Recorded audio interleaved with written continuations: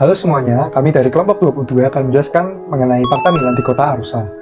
Arusha merupakan kota yang terletak di timur laut Tanzania di kaki Gunung Meru. Kota ini memiliki penduduk sekitar 400.000 jiwa yang jumlahnya selalu meningkat tiap tahunnya. Sekitar 80% penduduk Tanzania bekerja di bidang pertanian, sehingga mayoritas buah dan sayuran untuk penduduk kota berasal dari daerah tersebut. Namun, rata-rata lahan pertanian yang dimiliki petani berukuran kecil, serta hasil panennya pun sedikit. Selain itu, banyak petani juga yang tidak memiliki mesin, irigasi, pupuk, maupun benih yang memadai. Beberapa hal itulah yang menyebabkan pemerintah Arusha menandatangani Fakta Milan untuk kebijakan pangan perkotaan pada tahun 2015. Ini merupakan sebuah inisiatif internasional yang bertujuan untuk membentuk komitmen guna mewujudkan sistem pangan yang berkelanjutan. Sebelum ditandatangannya Fakta Milan, kota ini memiliki beberapa tantangan utama. Yang pertama yaitu penyalahgunaan pestisida. Hal ini disebabkan karena kurangnya pengetahuan petani tentang keamanan produk, sehingga menggunakan berbagai pestisida yang dapat membahayakan tubuh jika terkonsumsi. Para petani juga memiliki pemikiran yang salah, seperti menyemprot pestisida sebelum panen sehingga hasil panen yang dihasilkan tetap baik. Yang kedua, tidak terjaminnya keamanan pangan akibat kontaminasi. Hal ini disebabkan karena proses pembelian produk dengan air irigasi yang terkontaminasi, kurangnya perhatian sama proses produksi, penyimpanan, dan juga pengiriman. Pada proses pengiriman, dapat terjadi kontaminasi karena pengangkutan daging busuk dan buah segar secara bersama. Yang ketiga, ketahanan pangan yang terancam. Karena petani menderita akibat kekeringan berkepanjangan, serta area lahan yang digunakan untuk pertanian semakin berkurang, karena berubah menjadi kawasan perumahan besar. Setelah menandatangani Fakta Milan, terdapat 4 usaha untuk memperbaiki sistem pangan di Arusha. Yang pertama yaitu implementasi model kios. Hal ini dilakukan karena jika petani Arusha ingin mengekspor produk, maka para petani harus melalui proses sertifikasi yang membuktikan bahwa mereka menerapkan praktik pertanian yang baik atau disebut dengan GAP. Inisiatif Keamanan Pangan Arusha bereksperimen dengan model kios sebagai tempat informasi keamanan pangan dan juga menjual buah serta sayur berstandar GAP lokal.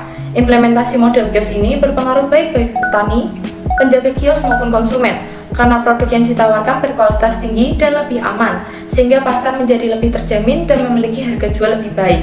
Rikolto merupakan organisasi jaringan internasional yang membangun jembatan kepercayaan dan perdagangan antara industri pangan, pemerintah, lembaga penelitian, institusi keuangan, dan organisasi petani. Dengan bantuan Rikolto tersebut, petani Arusha memperoleh label global GAP, dan petani memiliki sertifikat sendiri, sehingga memudahkan para petani untuk melakukan ekspor produk. Yang kedua yaitu pelatihan kepada petani.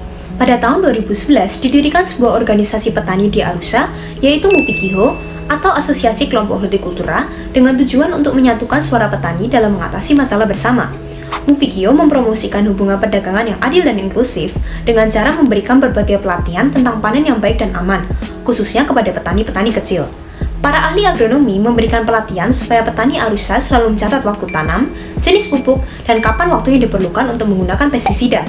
Mufikiho juga memberikan bantuan berupa pemberian akses pasar dan kredit, sehingga para petani dapat bernegosiasi lebih baik dengan konsumen, serta mereka dapat belajar tentang manfaat penjualan kolektif dan menyiapkan rencana bisnis yang lebih menguntungkan bagi kedua belah pihak. Selain pelatihan melalui Mufikiho, para petani juga saling berbagi informasi mengenai panen yang baik dan aman. Organisasi Jaringan Jumawe menyatukan semua asosiasi petani di distrik Arumeru untuk melakukan pertemuan selama 3 hari dengan mendatangkan 3.000 hingga 6.000 petani. Tujuan dari kegiatan ini yaitu untuk membantu petani beralih dari pertanian tradisional ke pertanian komersial. Kegiatan ini juga dikhususkan untuk petani-petani kecil yang kesulitan dalam mengakses sumber daya. Menariknya, Mufikiho turut partisipasi dengan mengirimkan delegasi yang akan membagikan pengalamannya di bidang hortikultura dan ekspor. Yang ketiga yaitu pengembangan sistem irigasi. Sejak Februari 2019, di Arusha telah diterapkan sistem irigasi yang baru. Dengan adanya instalasi pompa bertenaga surya, maka petani Arusha tidak lagi khawatir saat musim kemarau, karena selalu tersedia air untuk mengairi tanaman.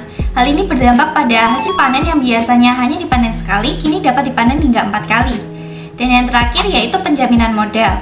Sebelum Arusha menandatangani Fakta Milan, sebagian besar petani kecil mengalami kesulitan dalam menyediakan barang modal seperti pupuk, pestisida, atau teknologi lainnya. Untuk mendapatkan pinjaman, petani Arusha harus menunjukkan kontrak dengan pembeli, dan untuk membuat kontrak tersebut mereka membutuhkan uang untuk investasi.